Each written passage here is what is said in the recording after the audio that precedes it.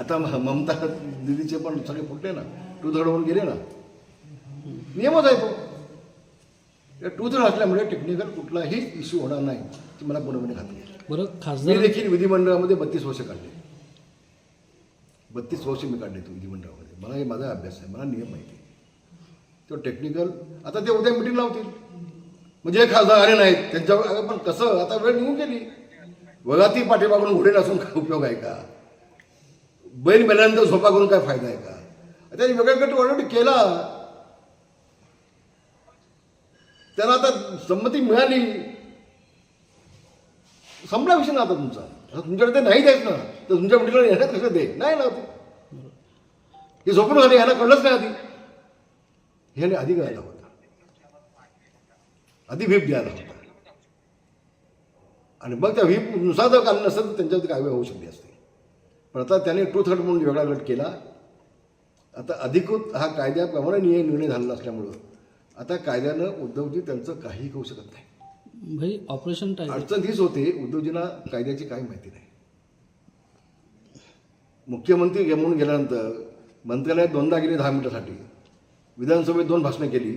ती भाषणं कुठल्याही आमदाराच्या मंत्र्याच्या प्रश्नाला उत्तर न देता तो विषय सोडून, जसं काय शिवाजी बागला आपण भाषण देतोय, कारण त्याला अभ्यास काहीच नाही ना, अभ्यास काही नाही ना. हीच तर अडचण आहे. आणि जे अभ्यासू होते तेच होत कोण नाही आता. पण भाई आता ऑपरेशन लोटस अंतर्गत खासदार गेले, आता 16 आमदार देखील शिवसेनेमध्ये म्हणजे शिंदेच्या शिवसेनेमध्ये. आगे आगे देखो होता है क्या, समझने वालों को इशारा काफी होता है. मला आज काय त्याविषयी बोलायचं नाही, योग्य वेळेला बोलेन मी. भाई सकाळी भास्करराव जाधव उद्धव ठाकरेंना धीर देताना असं म्हणाले की डरो मत, ये दिन भी कट जाएंगे.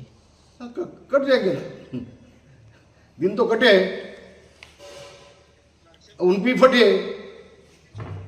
जिल्हा परिषद निवडणुकीला तुम्ही बघितलं काय झालं ते भास्कर गावांचं. कट गए ना सब.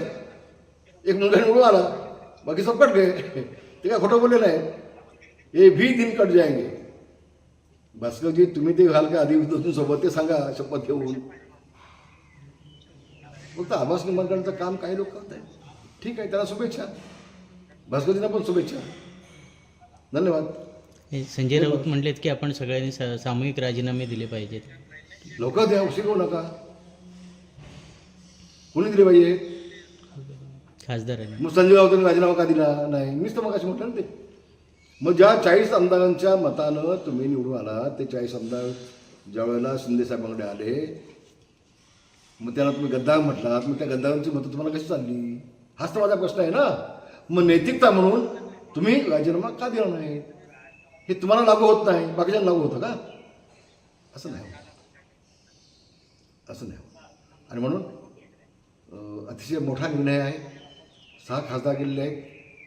मला वाटतं या देशाचे पंतप्रधान मोदीजी देखील एकनाथ शिंदेची पाठ थोपटतील याबाबत माझ्या मनात कुठेही शंका नाही.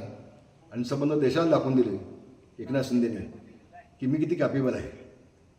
आम्हाला अभिमान आहे उद्धवजी, आम्हाला एकनाथ शिंदेचा अभिमान आहे. आणि अशा माणसाला तुम्ही लांब केलं, रामदासांना तुम्ही लांब केलं. ही सगळी माणसं तुमच्या प्रेमाखातर तुमच्यासाठी जीव द्यायला निघाली माणसं. पण यांचाच राजकीय जीव घ्यायला तुम्ही निघाला, त्याला काय करायचं मला सांगा. आता पाण्यात पण बुडत असतंय तर प्रत्येकजण हातपाय हलवून आपण जिवंत कसं घावतो प्रयत्न करतोच ना. तो आम्ही केला नाही लागलं, तो आम्ही केला ना.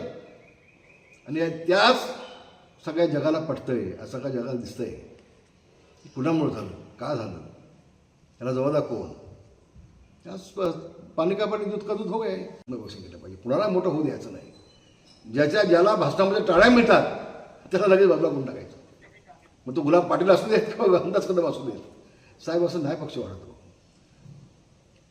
काय काय त्याला संपूर्ण पक्ष वाढत नसतो. काय काय त्याला ताकद द्या, वाढवा, त्याला मोठे करा तुम्ही.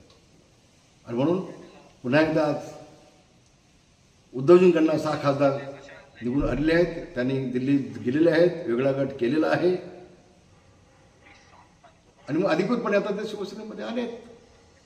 त्यांचं स्वागत, मनापासून स्वागत. शिवसेनेचा नेता म्हणून मी मनापासून त्यांचं स्वागत करतो आहे.